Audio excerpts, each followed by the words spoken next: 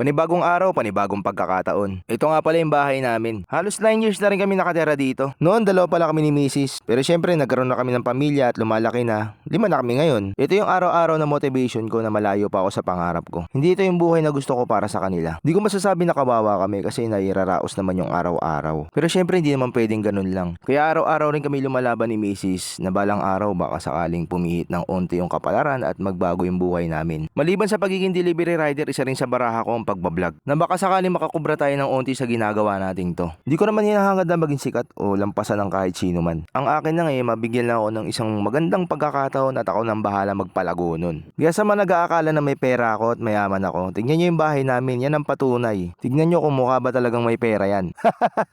Nagmumukha lang ako mapera dahil sa mga bigay ng Sublimated Sportswear Apparel yan. Tulad yan sinusuot ko, di ba? Napakaangas. Kaya iniisip talaga ng mga tao, may pera talaga ako eh. Oo, tumutulong ako sa mga bagay na hanggang kaya ko lang. Pero ngayon, wala pa talaga. Mahirap talagang tumulong kapag wala kang pera. Tignan mo, di ba? Pogi lang ang meron ako ngayon eh.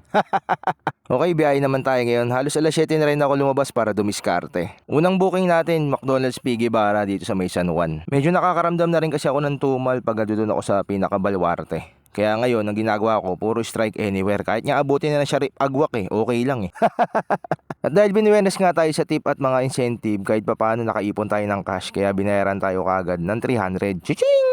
Okay, next booking na kagad tayo dito sa may Jollibee Annapolis, malapit lang sa Green Hills. Peak hours nga rin ng orderan yan, kaya medyo may tinakbo pa ako mga 2.5 kilometers o 2 kilometers simula dyan sa Jollibee hanggang sa pinaka last drop off ko. At sa part namin mga rider, lugi kami ron dahil ang binabayaran lang naman ni Grab ay mula sa merchant hanggang dun sa CS, hindi kasama yung takbo na yun. Nagiging bayad lang yun kapag holiday. May lumalabas minsan na 10 pesos, 20 pesos, pero kapag normal talaga, ikaw na lang bahala kung ika-cancel mo, tatanggapin mo. At pagkatapos nga ng last booking natin, eto na naman, binigyan na naman tayo ng malayong takbuhin ni Grab. Wala na akong no choice niyan, kaya kinuha ko na lang din, sayang eh, pera rin yan. Kaya dito ko na lang binawi sa kahabaan ng Ortigas yung inis ko, kaya medyo pumiga ako ng onti sa throttle nito.